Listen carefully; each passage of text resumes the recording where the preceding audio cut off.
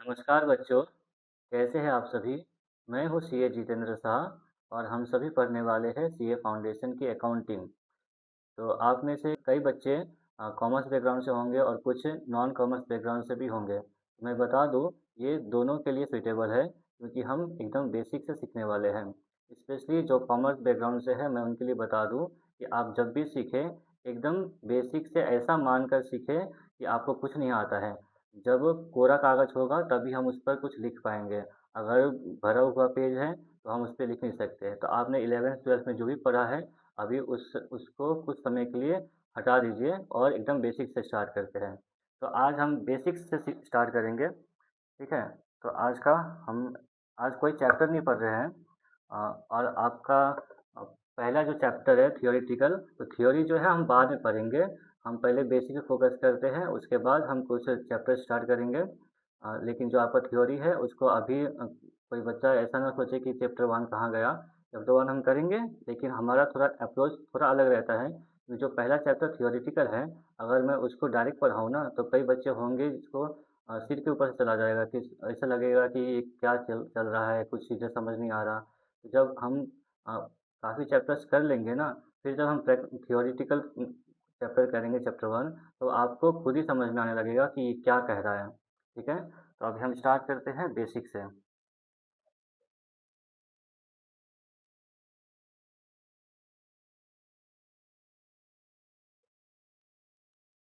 Basics of accounting.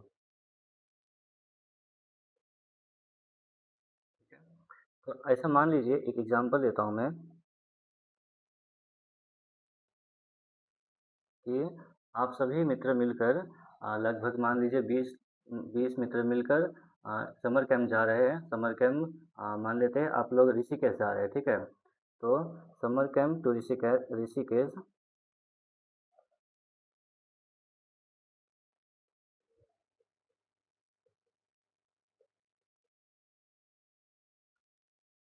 तो एक बात सोचिए कि जब समर कैंप जाना होगा, तो उसमें पैसे लगेंगे, है ना? तो उसमें वहाँ ट्रैवलिंग का खर्चा है, रहने का खर्चा है, खाने पीने का खर्चा है, फिर बहुत सारा वहाँ पे एक्टिविटीज़ करेंगे, उन सब का खर्चा होगा। रिवर राफ्टिंग करेंगे, है ना? तो उन सब के लिए खर्चा लगेगा। तो ये पैसे आएंगे कहाँ से? तो ऑब्वियसली आप लोग 20 लोग हैं, तो 20 लोग मिल के आपस में कंट्रीब्यूट करेंगे, है ना? तो मान लेते हैं कि आप लोग 20 लोग मिलकर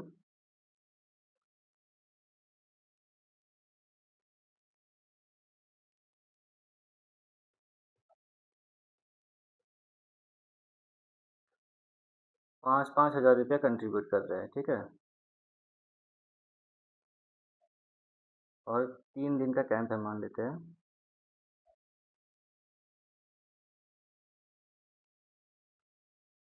तो जब 20 लोग मिलके 5-5 हज़ार रुपया कलेक्ट करेंगे, तो टोटल फंड कितना कलेक्ट हो जाएगा हमारा? टोटल फंड हमारा कलेक्ट हो जाएगा 20 मेंबर्स इंटू 5,000 रुपीज़। तो टोटल 1 लाख रुपया खर्च हो जाएगा, है कि नहीं? तो अब ये 1 लाख रुपया कलेक्ट तो हो गया है। तो इन सब पैसों का क्या करेंगे? इन पैसों का हम अलग अलग खर्चों में लगाएंगे, है ना? तो क्या क्या खर्चा हो सकता है? तो पहला मान लीजिए खर्चा होगा ट्रैवलिंग का। तो ट्रैवलिंग का हम मान लेते हैं टोटल 20 हज़ार रुपये खर्चा लगता है, ठीक है? फिर दूसरा खर्चा क्या हो सकता है? होटल्स, वहाँ स्टे करेंगे तो वो खर्चा लगेगा। तो इसे हम मान लेते हैं 40,000 रुपीज़ का खर्चा है, ठीक है? और फिर फूडिंग में है, तो इसमें हम मान लेते हैं ये 15,000 का खर्चा है, ठीक है? और इसके अलावा अदर एक्सपेंसेस भी तमाम तरह के खर्चे हैं, तो उन सबको हम एक ही साथ लिख देते हैं, अदर एक्सपेंसेस, ठीक है? तो ये मान लीजिए कितने का हो जाएगा? 25,000 का खर्चा, ठीक है? तो टोटल एक्सपेंसेस कितने होंगे अगर जोड़ा जाए तो? तो 1 लाख रुपया खर्च हो चुका है, ठीक है। तो बेसिकली हम यहाँ पे ये क्या कर रहे हैं, अब आप में से कोई, आप 20 मेंबर में से कोई होगा जो इस सब का हिसाब किताब रख रहा होगा कि किसने कितना कंट्रीब्यूट किया, कहाँ कहाँ खर्चा लगा है ना, ताकि बाद में कोई गड़बड़ी ना हो फंड का, है कि नहीं। और कोई कम तो नहीं पड़ रहा या कुछ एक्स्ट्रा बच तो नहीं गया है। तो basically what we are doing here is we are doing accounting. हम यहाँ पर अकाउंटिंग कर रहे हैं।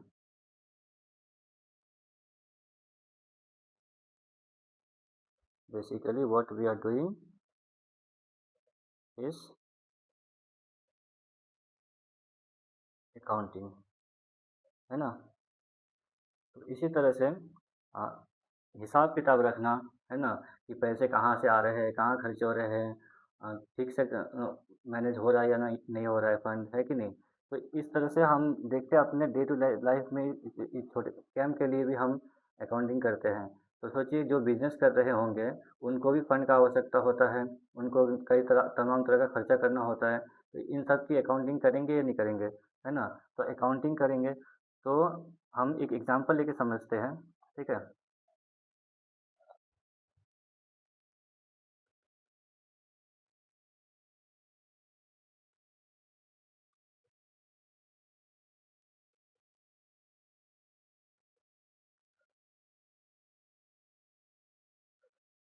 मान लीजिए एक व्यक्ति है जिनका नाम है धीरू, ठीक है। और इन्होंने इनका एक बिजनेस है, छोटा सा। इनका कपड़ों का दुकान है, ये रेडीमेड गारमेंट्स खरीदते हैं और उसे बेचते हैं, ठीक है। तो मान लीजिए इनके दुकान का नाम है धीरू फैशंस।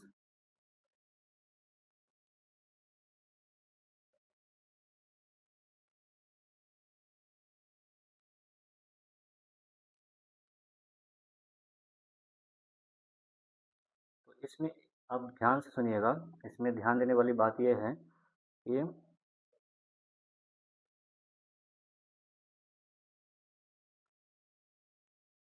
अब ये जो धीरू है, ठीक है, अब ये धीरू अपने दुकान का ओनर है, ठीक है। धीरू अपने दुकान का ओनर है और ये धीरू का दुकान है, ठीक है।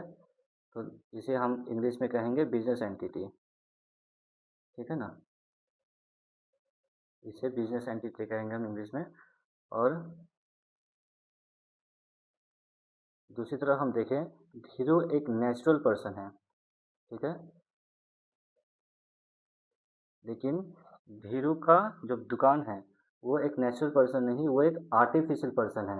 अकाउंटिंग में आर्टिफिशियल का पर्सन कहा जाता है जो भी बिजनेस होता है। जैसे आप लॉ में भी पढ़ेंगे, ठीक है, सेपरेट लीगल एंटिटी का कंसेप्ट होता है कि बिजनेस अलग होता है और ओनर अलग होता है, दोनों का आइडेंटिटी अलग होता है। तो देखा जाए तो यहाँ हमारे पेज पर जो दिख रहा है यहाँ पर एक व्यक्ति नहीं, दो व्यक्ति दिख रहा है, एक है धीरू और दूसरा है धीरू फैशन।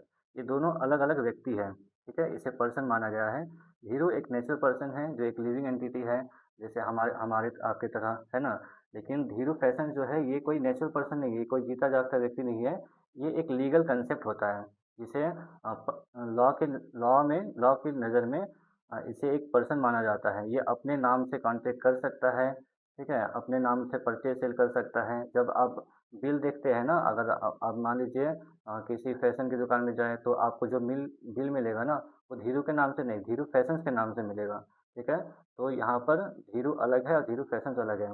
तो धीरू फैशंस को यहाँ पर हम आर्टिफिशियल पर्सन कहते हैं, ठीक है।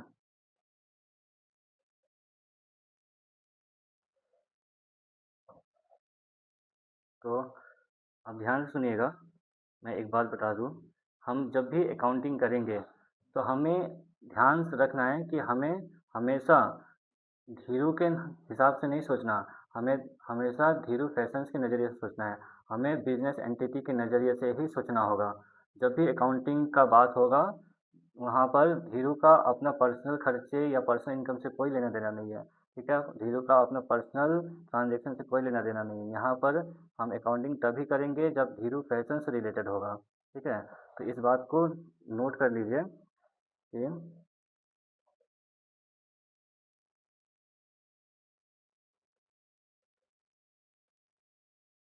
ऑलवेज थिंक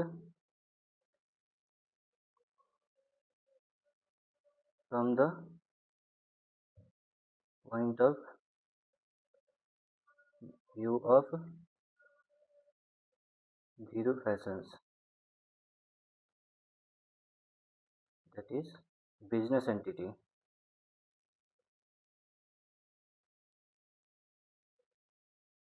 ठीक है, हम जो अकाउंटिंग करते हैं हम धीरू का नहीं कर रहे हैं, हम धीरू फैशंस का कर रहे हैं। ठीक है, हम किन के मुंशी हैं? हम धीरू के मुंशी नहीं है, हम धीरू फैशंस के मुंशी हैं। ठीक है, दोनों अलग अलग व्यक्ति हैं, इस बात को ध्यान रखिएगा। अकाउंटिंग की टर्म में इसे बिजनेस एंटिटी कंसेप्ट कहा जाता है। ठीक है, we do accounting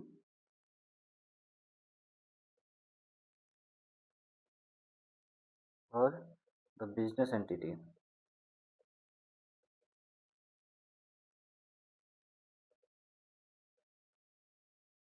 and not the owner. हम ओनर की अकाउंटिंग नहीं कर रहे हैं। ठीक है, यहाँ पर भी एक बात नोट कर लीजिए, never think from the point of view of Dhiru, that is owner. Owner की पॉइंट ऑफ व्यू से हमें नहीं सोचना है। ठीक है, तो इस बात को ध्यान रखिएगा। तो हम आगे बढ़ते हैं। अब एक बात सोचिए,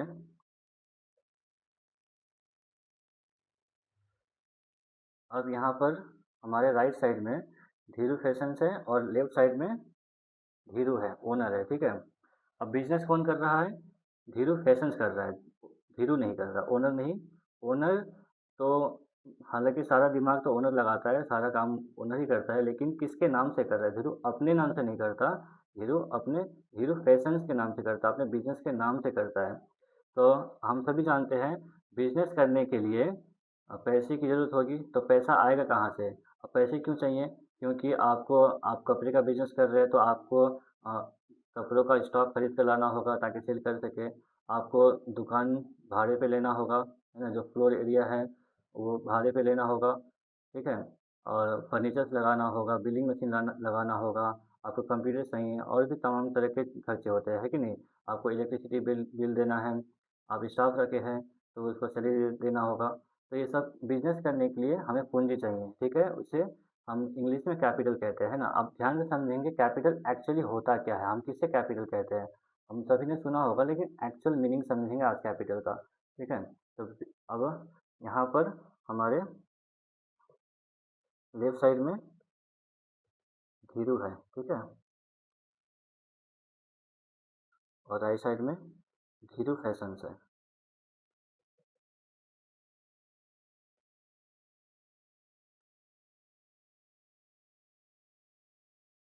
ठीक है, अब देखिए, जब आप खुद अपना बिजनेस करेंगे तो सबसे पहले पैसा कहाँ से लगाएंगे? खुद अपने पॉकेट से लगाएंगे, है कि नहीं? तो उसी तरह धीरू जब अपना बिजनेस कर रहा है धीरू फैशंस के नाम से, तो पैसे धीरू ही लगाएगा। ठीक है, तो धीरू यहाँ से अपने पॉकेट से अपने बिजनेस में पैसे लगा रहा है। ठीक है, तो धीरू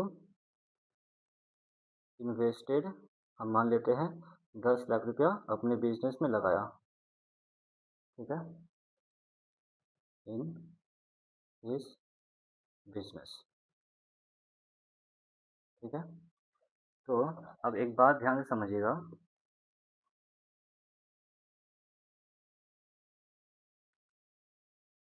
अब हीरो ने अपने अपने पॉकेट से अपने बिजनेस में पैसा लगाया, तो पैसा धीरू के हाथ से तो गया, लेकिन धीरू के बिजनेस में आया। और हमें किसके नज़रिए से सोचना है? धीरू के नज़रिए से नहीं, हमें धीरू फैशंस के नज़रिए से सोचना है। ठीक है, तो धीरू फैशंस के नज़रिए से सोचिए, पैसा आ रहा है या जा रहा है? तो पैसा आ रहा है। ठीक है, तो जब पैसा आ रहा है तो अब धीरू फैशंस के पास 10 लाख रुपया है। ठीक है,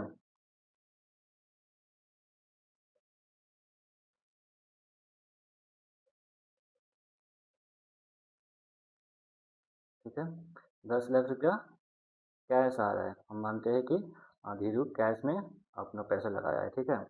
तो एक बात समझिए, क्या ये 10 लाख रुपया क्या ये 10 लाख रुपया धीरू फैशंस का है? क्या ये 10 लाख रुपया धीरू फैशंस का है? नहीं, ये 10 लाख रुपया धीरू का है, ठीक है। लेकिन यूज़ कौन कर रहा है? धीरू फैशंस कर रहा है ना।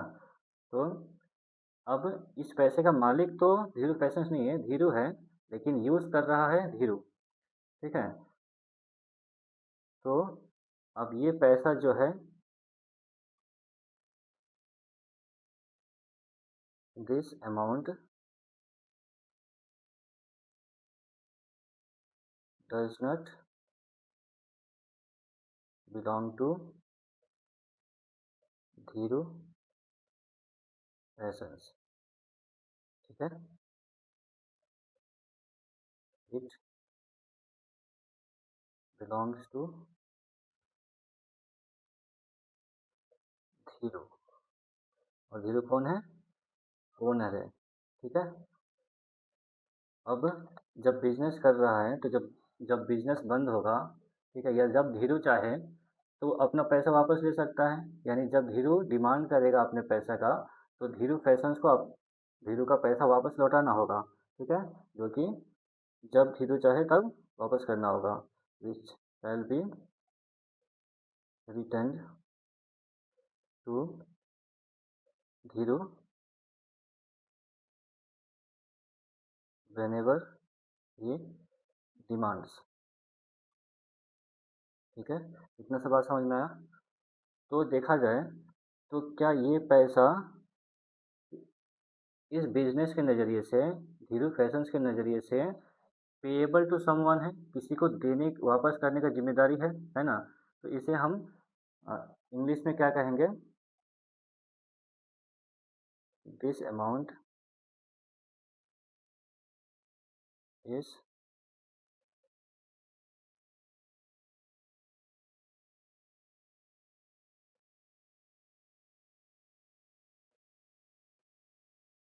द अमाउंट पेएबल, ठीक है, पेएबल टू द ओनर, ठीक है। इस बात को नोट कीजिएगा।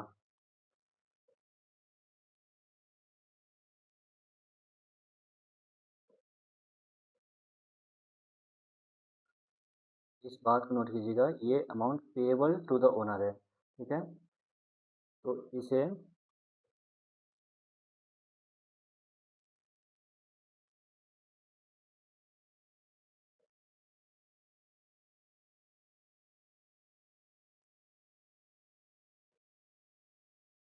ये जो अमाउंट है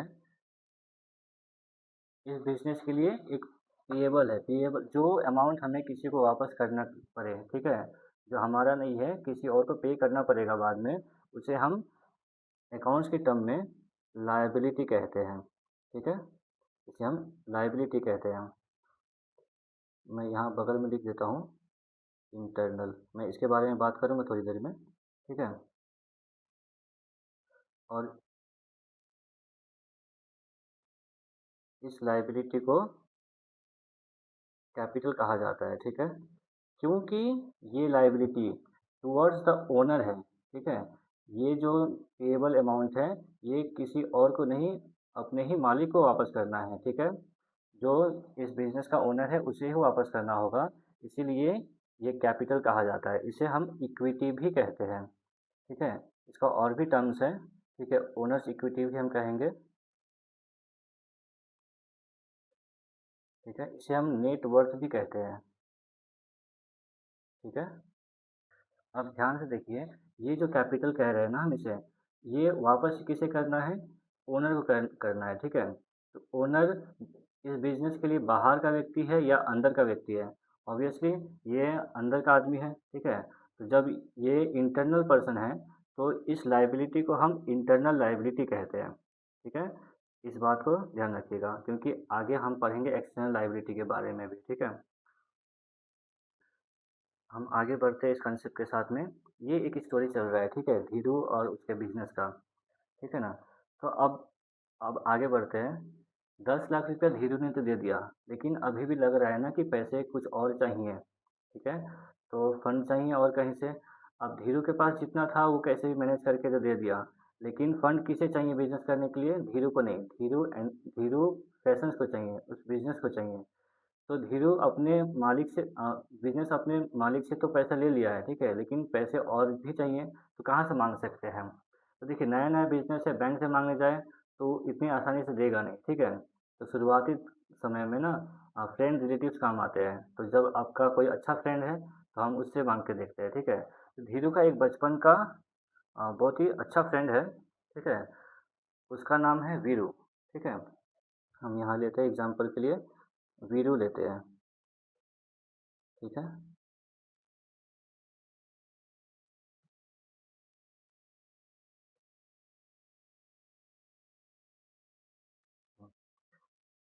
और पैसे किसे चाहिए? धीरू को या धीरू फैशंस को? ध्यान से सोच के बोलिएगा।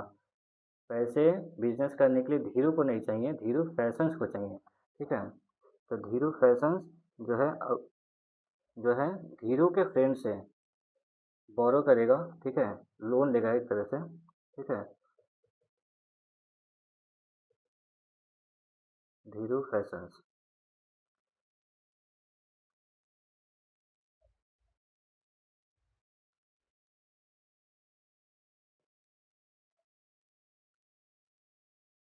तो हम एग्जाम्पल के लिए मान लेते हैं, धीरू फैशंस वीरू से 5 लाख रुपया बोरो करता है, ठीक है?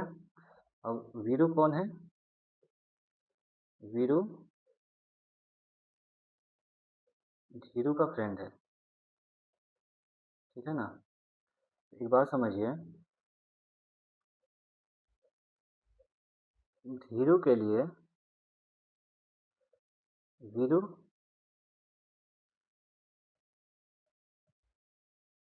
फ्रेंड है, ठीक है? लेकिन अब हम आगे देखते हैं, धीरू फैशंस के लिए। अब हम सभी जानते हैं कि धीरू और धीरू फैशंस एक ही व्यक्ति नहीं है, दोनों अलग अलग व्यक्ति है, ठीक है? और हम अकाउंटिंग किसके नज़रिए से करते हैं? धीरू फैशंस के नज़रिए से, धीरू के नज़रिए से नहीं। धीरू अपने पर्सनल लाइफ में क्या करता है, क्या खर्चा करता है, हमें उससे कोई लेना देना नहीं है। हमें अकाउंटिंग धीरू फैशंस के नज़रिए से ही सोच कर करना होगा, ठीक है ना? तो धीरू फैशंस के लिए वीरू कौन है? वीरू का कोई रिलेशन नहीं है धीरू फैशंस के साथ, ठीक है? वीरू धीरू के लिए तो फ्रेंड है, लेकिन धीरू फैशंस के साथ कोई रिलेशन नहीं है वीरू का। वो दोनों अननोन है एक दूसरे के साथ, ठीक है ना? यानी कि वीरू इज आउटसाइडर, है ना? वीरू जो है एक आउटसाइडर है, ठीक है? तो एक बात समझिए,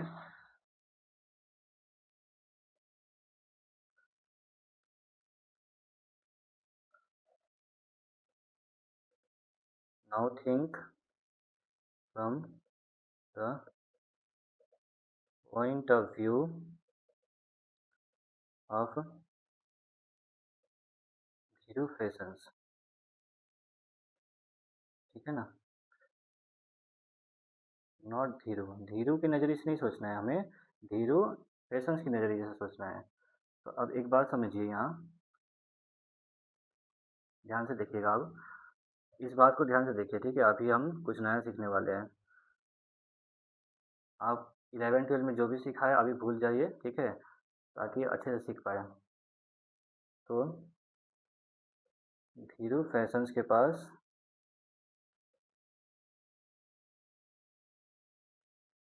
अभी कितना पैसा है टोटल?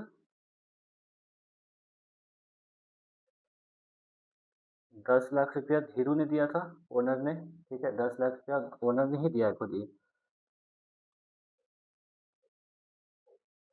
और 5 लाख रुपया किसने दिया? 5 लाख रुपया वीरू ने दिया है, जो कि धीरू का फ्रेंड है,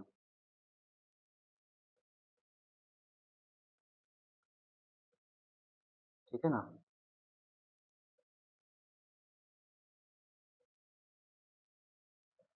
तो अभी टोटल कितना कैश है?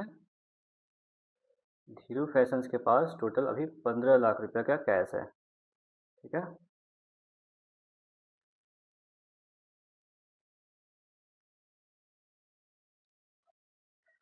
लेकिन ध्यान से देखिए, क्या ये 15 लाख रुपया धीरू फैशंस का अपना पैसा है? नहीं, ये एक तो इंटरनल व्यक्ति से मांगा है और एक दूसरा बाहर वाले से मांगा है कि नहीं? तो ये अमाउंट जो है, this amount does not belong to Dheeru fashions, है कि नहीं? यानी कि इस बिजनेस एंटिटी का पैसा नहीं है ये, ठीक है?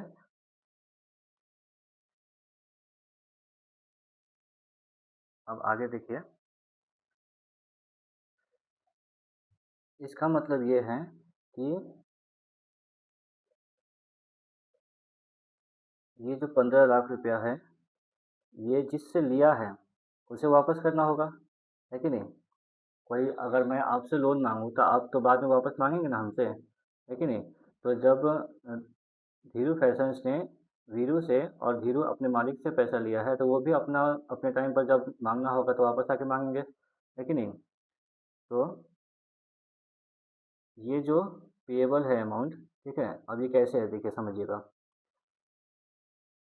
ये जो है धीरू को देना होगा वापस, है कि नहीं? क्योंकि ओनर है। तो धीरू को वापस कितना देना होगा जब वो मांगे तो? अगर वो 10 लाख आके मांगता है तो 10 लाख वापस देना होगा, ठीक है? तो ये जो अमाउंट है, क्योंकि ये पेएबल टू इंटरनल पर्सन है, तो इसे हम कैपिटल कहते हैं, ठीक है? इसे हम इंटरनल लायबिलिटी भी कहते हैं, ठीक है ना? इसे हम इंटरनल लायबिलिटी भी कहेंगे, ठीक है? और दूसरा जो 5 लाख रुपया है वो किसे किसे वापस करना है? वीरू को करना है। और वीरू कौन है? वीरू एक आउटसाइडर है, ठीक है? वीरू को 5 लाख रुपया वापस करना होगा। तो क्योंकि अब ये भी पेएबल है, ये भी किसी न किसी पर्सन को वापस करना ही है, तो ये भी एक लायबिलिटी है। लेकिन क्योंकि ये किसी बाहरी व्यक्ति को वापस करना है, तो इसे हम एक्सटर्नल लायबिलिटी भी कहते हैं। तो यहाँ से आपको इंटरनल और एक्सटर्नल लायबिलिटी का फ़र्क भी समझ में आया होगा। कैपिटल क्या होता है ये भी समझ में आया होगा, लायबिलिटी क्या होता है ये भी समझ में आया होगा, है ना? तो हम आगे बढ़ते हैं। अब इस बात में ना एक बात ध्यान से सुनिएगा, ठीक है? यहाँ एक मैं इम्पोर्टेंट नोट दे रहा हूँ, इसको अच्छे से लिख लीजिए। और ना मैं जो लिख रहा हूँ ना, आप भी साथ-साथ सुनते-सुनते लिखते रहेंगे तो आप एंगेज रहेंगे, ठीक है? नहीं तो फिर मूवी की तरह देखेंगे तो फिर कुछ देर बाद थक जाएँगे ऐसे। इसलिए साथ-साथ लिखते रहिए ताकि आप भी एंगेज रहें हमारे साथ, ठीक है ना?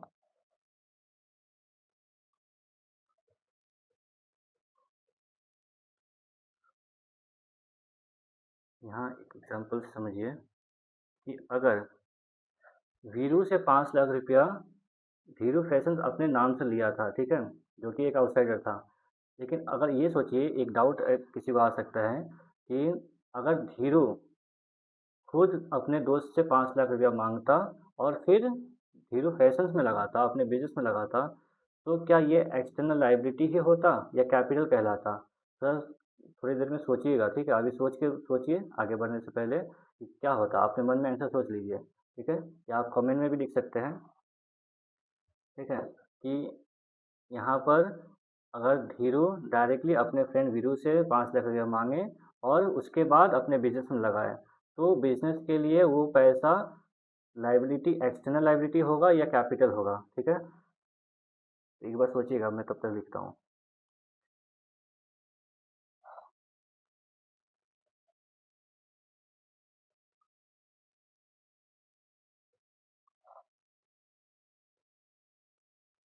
If instead of Dhiru fashions,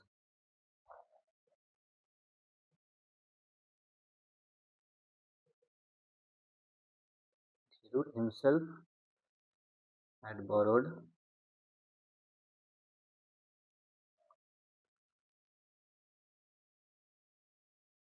5 lakh rupees from Viru and then invested and then invested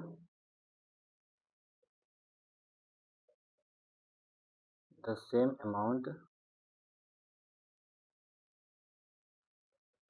in his business. तो क्या होता, समझिएगा। ठीक है, तब ऐसा केस में क्या होगा?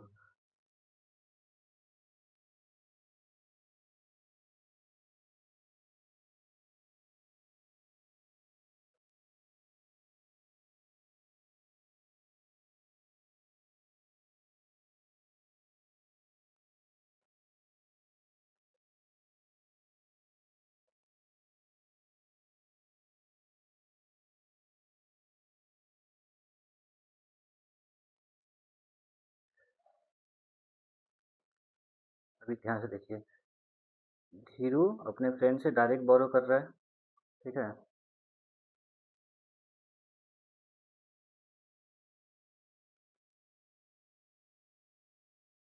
और उसके बाद धीरू अपने बिजनेस में इसी पैसे को इन्वेस्ट कर रहा है। ठीक है,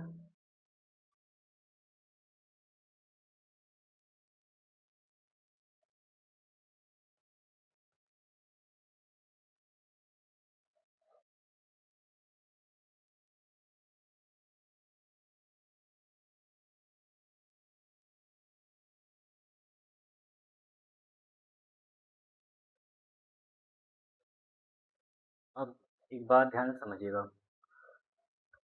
अब यहाँ पर जो हो रहा है ना, इन दोनों के बीच जो ट्रांजेक्शन हो रहा है, ठीक है, ट्रांजेक्शन का मीनिंग क्या होता है हम आगे देखेंगे। ठीक है, आप ट्रांजेक्शन मतलब ऐसे समझ लीजिए जहाँ पैसों का लेन देन हो, ठीक है, खरीद बिक्री हो, और भी चीज़ें होता है। ठीक है, तो अब यहाँ पर वीरू और धीरू के बीच में ट्रांजेक्शन हो रहा है। ठीक है, धीरू अपने फ्रेंड से डायरेक्टली बोरो किया है, तो क्या लगता है आपको यहाँ पर अकाउंटिंग होना चाहिए? इन दोनों के बीच में क्या अकाउंटिंग होना चाहिए? तो ध्यान से देखिए, अभी यहाँ पे दो पार्टी कौन कौन है? एक वीरू है और दूसरा धीरू है। एक बात ध्यान से समझिए, हम किसकी अकाउंटिंग कर रहे हैं? वीरू की? नहीं। क्या हम धीरू की अकाउंटिंग कर रहे हैं? नहीं, धीरू की भी नहीं कर रहे, हम किसकी अकाउंटिंग कर रहे हैं? धीरू फैशन की कर रहे हैं। जब इन दोनों के बीच में हम जिसके मुंशी है, वो व्यक्ति है ही नहीं यहाँ पर, धीरू फैशन है ही नहीं, तो हमें इन दोनों के बीच में क्या होता है नहीं होता है हमें उससे कोई लेना देना नहीं है। धीरू अपने पर्सनल लाइफ में क्या करता है हमें उसकी अकाउंटिंग नहीं करना, वो कहाँ से पैसा लाता है, कहाँ खर्च करता है, हमें धीरू से की खर्च इनकम एक्सपेंस से कोई लेना देना नहीं है। हम अकाउंटिंग तभी करेंगे जब धीरू फैशन से इन्वॉल्व हो। ठीक है, तो यहाँ पे जो अकाउंटिंग होगा, ठीक है, यहाँ पे जो ट्रांजेक्शन हुआ है, यहाँ पर कोई अकाउंटिंग नहीं करना होगा हमें। ठीक है ना?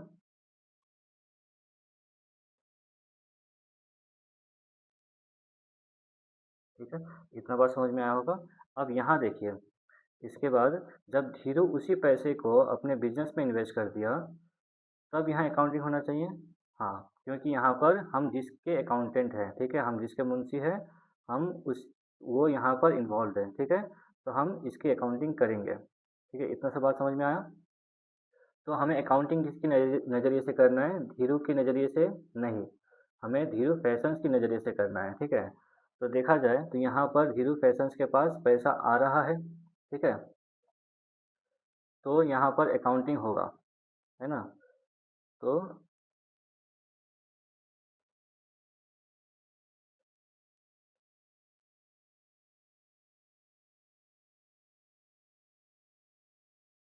ठीक है ना, देखिए एक बात ध्यान से समझिए, धीरू फैशंस के पास लोन का ही पैसा आया है कहीं ना कहीं से, लेकिन ध्यान से देखिए, धीरू फैशंस को पैसा देने वाला कौन है? धीरू है। ठीक है, इसके पास जो पैसा आया 5 लाख रुपया, वो वीरू ने नहीं दिया है डायरेक्टली, वो धीरू ने दिया है। ठीक है, अब ये धीरू कहाँ से लाता है, कैसे लाता है? वो चोरी करके लाता है, डाका डाल के लाता है, ठीक है, या अपने मेहनत से कमा कर लाता है, कैसे लाता है, या खुद कहीं से लोन मांग के लाता है, हमें उससे कोई लेना देना नहीं है। बस धीरू जो कि ओनर है, अपने बिजनेस से पैसा ला रहा है, तो ये क्या होगा? ये भी कैपिटल होगा। ठीक है, हीरो फैशंस के नज़रिए से ये एक कैपिटल है। इस बात को ध्यान से देखिएगा, ये भी कैपिटल होगा 5 लाख रुपए का। ठीक है, इतना सा बात समझ में आया? ठीक है, तो ध्यान से यहाँ पे मैं लिख देता हूँ, ये एक्सटर्नल लायबिलिटी नहीं है, ठीक है। ये कैपिटल है, इंटरनल लायबिलिटी है, ठीक है। कई बच्चों को ये डाउट आ सकता है, इसलिए मैंने इस बात को पहले लिख दिया, ठीक है। ठीक है, तो हम आगे बढ़ते हैं। अब एक बात ध्यान रखिएगा, हम इस स्टोरी के साथ ही आगे बढ़ रहे हैं, लेकिन अब उस स्टोरी में ये जो इम्पोर्टेंट नोट लिखाया है, ये अलग से बात है, ठीक है। इसको उस स्टोरी में फिट मत कीजिएगा, बस ये एक डाउट था जो कि मैंने बीच में डाल दिया, ठीक है। तो हम आगे देखते हैं। अभी धीरू फैशंस के पास कितना रुपया है, ठीक है। अभी धीरू फैशंस जो कि बिजनेस एंटिटी है, उसके पास अभी कितना रुपया है टोटल? टोटल अभी 15 लाख रुपया कैश में पड़ा हुआ है, ठीक है। टोटल 15 लाख रुपया कैश में पड़ा हुआ है। अब ये पैसा एक तो ओनर से मांग लिया और दूसरा ओनर के फ्रेंड से बोरो कर लिया है, ठीक है। तो अभी 15 लाख रुपये का ये करेगा क्या? ऑब्वियसली अब इसको बिजनेस करने के लिए जो चीज़ चाहिए वो चीज़ें खरीद कर लाएगा, है कि नहीं। यहाँ पर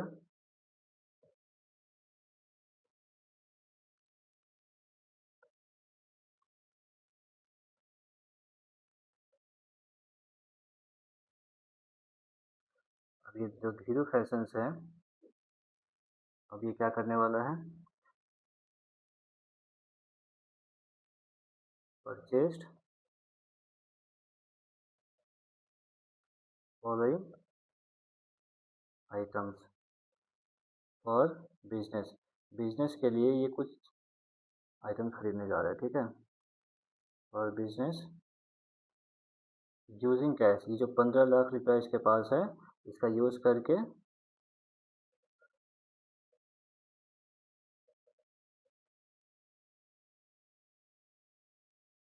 बिजनेस में जो 15 लाख रुपये पड़ा हुआ है, उससे ये क्या क्या खरीदता है।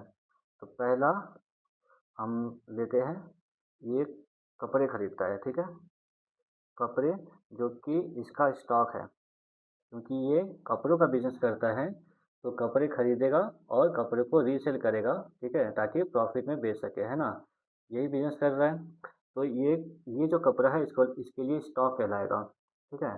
तो यहाँ पे हम लेते हैं अमाउंट, लेते हैं मान लीजिए ये 4 लाख रुपये का इस कपड़ा खरीद के ला रहा है, ठीक है। रेडीमेड कपड़ा है, कोई मैन्युफैक्चरिंग नहीं करना। और दूसरा क्या खरीदता है, मान लीजिए हम मानते हैं कि बिलिंग मशीन खरीदता है, क्योंकि बेचेगा तो बिलिंग करना होगा, है ना। तो बिलिंग मशीन खरीदता है। तो हम एग्जांपल के लिए ले लेते हैं 80,000 रुपीज़, ठीक है। तीसरा ये खरीदता है कंप्यूटर्स खरीदता है, मान लीजिए, ठीक है। कंप्यूटर्स भी लगेगा, अकाउंटिंग करना है और भी कुछ रिकॉर्डिंग करना होगा उसमें, ठीक है। तो ये भी मान लेते हैं 80,000 रुपीज़ का है, ठीक है। और ये कम मान लीजिए फर्नीचर भी खरीदता है, क्योंकि अंदर दुकान में रैक वगैरह लगाना होगा, है ना।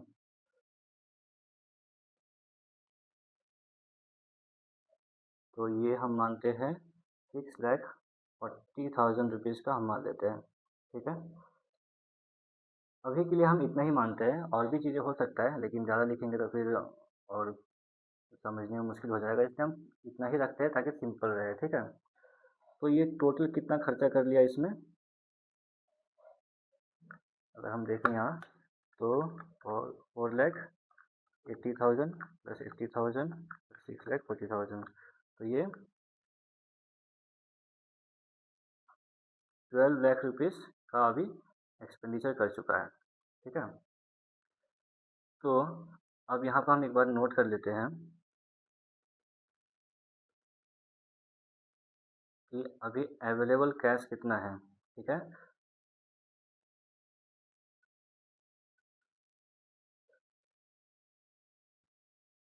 तो यहाँ पर ध्यान से देखिएगा, ठीक है। 15 लाख रुपया था पहले से, ठीक है, कहीं कहीं से मांग कर लाया। उसके बाद 12 लाख रुपया का खर्च कर चुका है। तो अभी 3 लाख रुपये का कैश बैलेंस पड़ा हुआ है, ठीक है। आगे देखेंगे क्या करना है इसका, ठीक है। अब एक बात नोट कीजिएगा यहाँ पर अभी थोड़ी देर पहले हमने लाइबिलिटी समझा, कैपिटल समझा, है ना। लाइबिलिटी क्या होता है? Any amount that is payable. जो भी अमाउंट पेएबल होता है, जो पे करना पड़े, उसे हम लाइबिलिटी कहते हैं। कैपिटल क्या कहते हैं? वही जब पेएबल इंटरनल पर्सन ओनर को होता है तो उसे हम कैपिटल कहते हैं। ठीक है। तो यहाँ पर अभी हम एसेट के बारे में समझेंगे। तो आप ये जो देख रहे हैं यहाँ पर, ये सभी एसेट हैं। ठीक है, ये सभी एसेट है। अब एसेट का हम डेफिनेशन एक बार समझेंगे, एसेट होता क्या है। तो एक बार के लिए हम एसेट का डेफिनेशन छोटा सा लिख देता हूँ।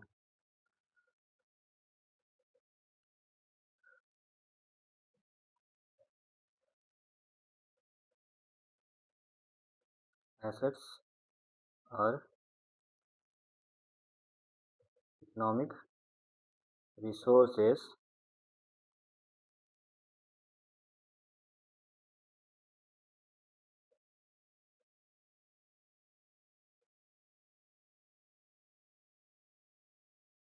owned by a business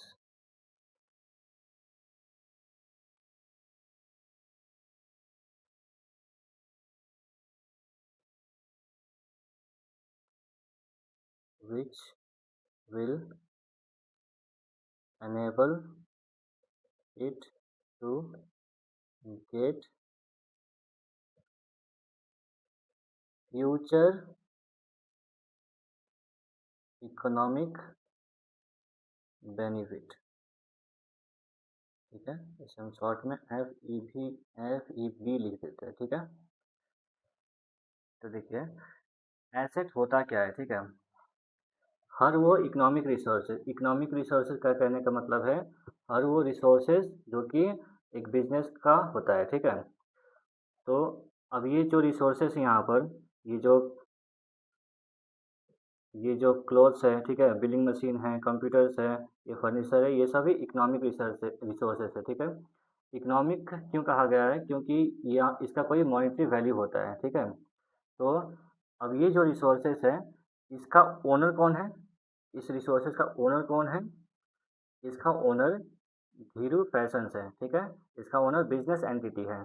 इसका ओनर बिजनेस होता है। बिज धीरू ओनर नहीं है इसका। ठीक है। इसका ओनर बिजनेस एंटिटी, ठीक है, धीरू फैशंस है। अब किसी को ये डाउट आ सकता है, लेकिन पैसा तो धीरू ने ही दिया था, तो वो तो ये एसेट तो धीरू का होना चाहिए। एक एग्जांपल से मैं समझाता हूँ।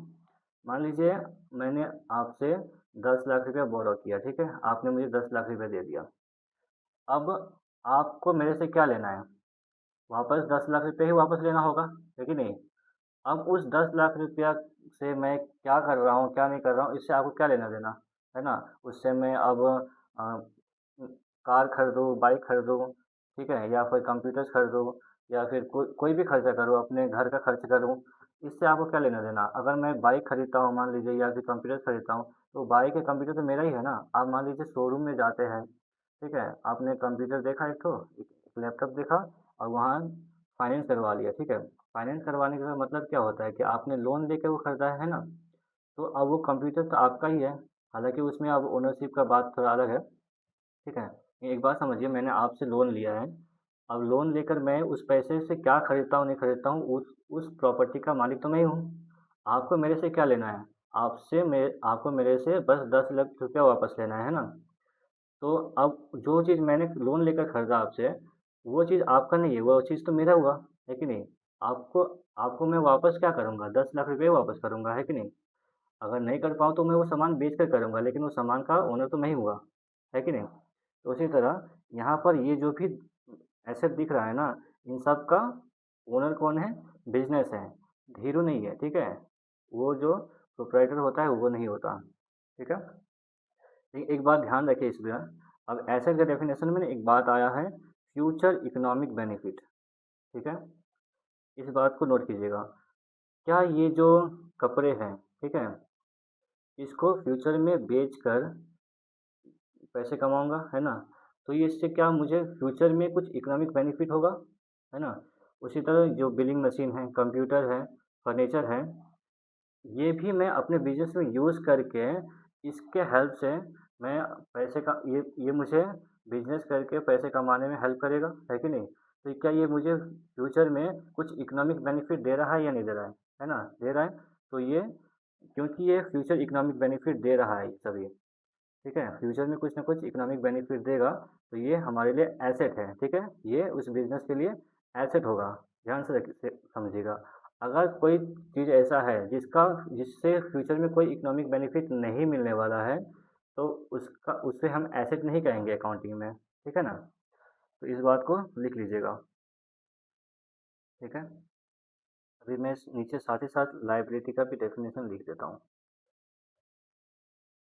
ठीक है? लायबिलिटी क्या है? एनी अमाउंट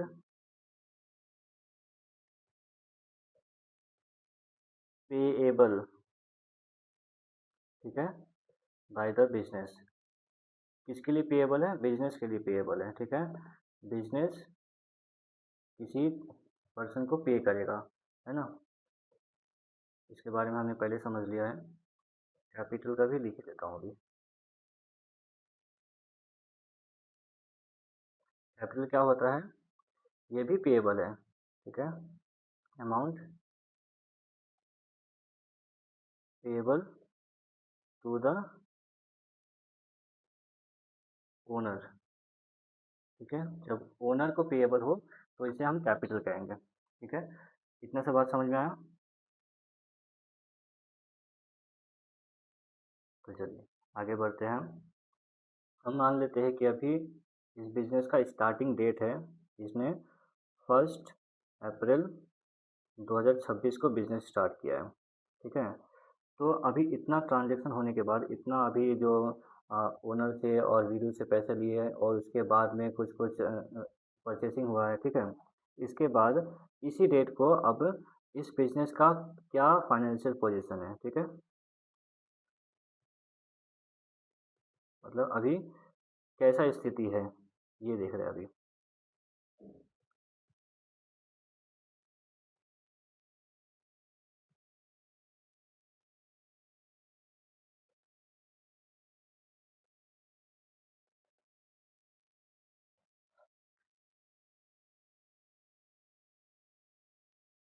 तो मैं यहाँ लिख देता हूँ, एक साइड लिख देता हूँ अभी धीरू फैशंस के पास कुछ एसेट्स हैं, जैसे कपड़े, क्लॉथ्स, है ना?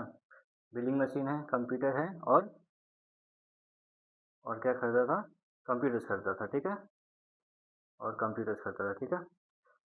तो अब इसके पास क्या-क्या एसेट हैं? इस बिज़नेस के पास क्या-क्या एसेट हैं? अभी हमने देखा एसेट क्या होता है, ठीक है? तो इसको मैं राइट साइड में लिख देता हूँ एसेट को, ठीक है ना? तो पहला एसेट है चलिए मैं फर्नीचर है, ठीक है? फर्नीचर कितने का था? अपने नोट्स में देखिए एक बार, 6,40,000 रुपीज़ का था, ठीक है। दूसरा क्या था? कंप्यूटर्स था, कंप्यूटर्स 80,000 रुपीज़ का था, ठीक है ना। फिर क्या था? बिलिंग मशीन था, ये भी 80,000 रुपीज़ का था, ठीक है। और उसके बाद कुछ स्टॉक था, स्टॉक क्या था? क्लॉथ्स था, है ना, कपड़े थे कुछ, वो कितने के थे? 4 लाख रुपए के थे। और एक बात नोट कीजिए यहाँ पर उसके पास लास्ट में कुछ कुछ कैश भी बचा हुआ था, ठीक है। कैश भी एसेट ही होता है, ठीक है, क्योंकि मेन चीज़ तो बिजनेस में पैसा ही है ना। बिजनेस के हेल्प से ही हम बिजनेस कर पैसे के हेल्प से ही हम बिजनेस करके और पैसा कमा सकते हैं, है कि नहीं? तो कैश भी हमें फ्यूचर में इकोनॉमिक बेनिफिट देता है, इसीलिए कैश भी एसेट है, ठीक है। तो हम इसे भी यहाँ लिख लेंगे। मैं इसे रेड कलर से लिख देता हूँ ताकि बाद में आइडेंटिफाई कर सके। कैश कितना बचा हुआ था?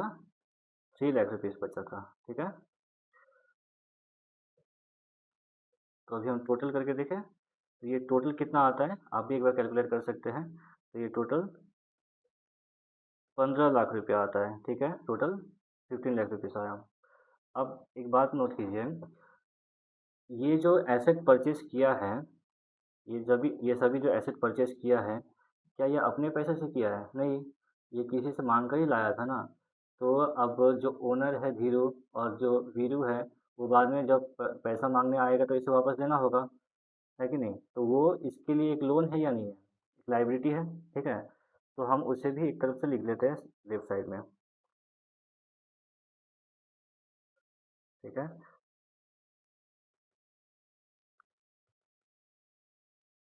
तो कैपिटल अभी जो कैपिटल है इसे हम ओनर्स फंड भी कहते हैं, है ना? ये कितने का था? 10 लाख रुपीज़ का। यानी कि जब धीरू अपना पैसा 10 लाख रुपये वापस मांगने आए तो देना पड़ेगा, तो ये इसके लिए लायबिलिटी है। दूसरा, वीरू का भी पैसा रखा हुआ है कि नहीं? जो कि पेएबल टू वीरू। तो वीरू पैसा वापस मांगने आएगा तो वीरू को भी वापस करना होगा, है ना? ये कितना है? 5 लाख रुपीज़। तो देखा जाए तो टोटल लायबिलिटी इंटरनल और एक्सटर्नल मिलाकर टोटल कितना लायबिलिटी है? 15 लाख रुपये, ठीक है, 15 लाख रुपीज़ लायबिलिटी है। एक बात नोट कीजिए यहाँ पर, जैसे हमने एसेट का डेफिनेशन में क्या देखा था? Assets are economic resources owned by business, ठीक है। यहाँ धीरू ओनर नहीं है एसेट का। इन एसेट्स का ओनर कौन है? इन एसेट्स का ओनर कौन है? धीरू फैशंस है, ठीक है। तो ये एसेट कौन ओन कर रहा है? धीरू फैशन ओन कर रहा है। तो मैं यहाँ नीचे लिख देता हूँ,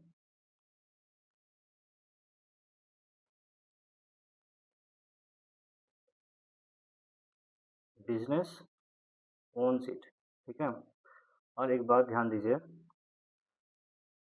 और ये जो लाइबिलिटी है, ठीक है, ये इस बिजनेस के लिए, इस बिजनेस एंटिटी के लिए, धीरू फैशन के लिए पेएबल टू समवन है, ठीक है, पे करना होगा। यानी कि ये ओ करता है, ठीक है। दिस अमाउंट, धीरू फैशन ओज दिस अमाउंट टू समबडी, ठीक है। जैसे कि धीरू को और वीरू को ये ओ करता है। ओ करना मतलब पेएबल है, ठीक है।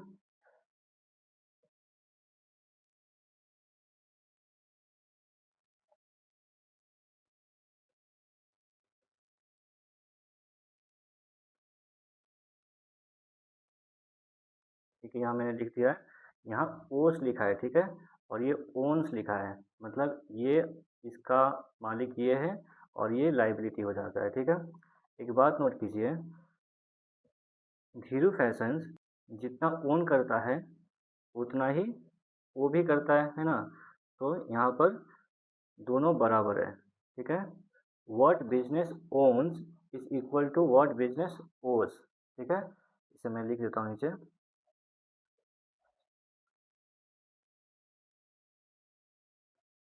What business owns is equal to what business owes, ठीक है। ये बात समझ में है आपको? अब एक बात ध्यान से एक बात नोट कीजिएगा, यहाँ पर हमने देखा कि ये जो एसेट है, ठीक है, इस लाइबिलिटी के बराबर है ना। और लाइबिलिटी में क्या क्या आया? एक तो मेन लाइबिलिटी जो एक्सटर्नल लाइबिलिटी है, और दूसरा इंटरनल लाइबिलिटी जिसे हम कैपिटल कहते हैं, यह है यहाँ पर, ठीक है। तो ये एसेट साइड और लाइबिलिटी साइड इक्वल हुआ, ठीक है। आगे चल के हम सीखेंगे इसे बैलेंस शीट कहते हैं, ठीक है। कईयों को पता होगा, जिसे नहीं पता, ये जो फाइनेंशियल पोजीशन हमने लिखा है ना, इसे बैलेंस शीट कहते हैं, ठीक है। आगे हम इसके बारे में, इसके चैप्टर है, हम उसे सीखेंगे। अभी बस बेसिक समझा रहा हूँ कि इसको कैसे देखना होता है, ठीक है। तो यहाँ पर देखिए, हमने यहाँ देखा एसेट साइड और लाइबिलिटी साइड दोनों इक्वल है ना। तो इससे ना एक अकाउंटिंग इक्वेशन बनता है, ठीक है। इससे एक अकाउंटिंग इक्वेशन बनता है। मैथ में सीखा होगा इक्वेशन, है ना। इक्वेशन यानी क्या होता है? जब लेफ्ट हैंड साइड और राइट हैंड साइड इक्वल हो जाए उसे इक्वेशन कहते हैं, है ना। तो यहाँ पर एसेट साइड, ठीक है, लाइबिलिटी साइड के इक्वल है, और लाइबिलिटी में कैपिटल और लाइबिलिटी दोनों था, ठीक है। तो asset equals to capital plus liabilities, ठीक है ना।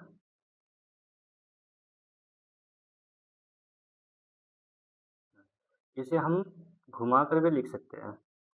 घुमा कर कैसे होगा, कैपिटल इक्वल्स टू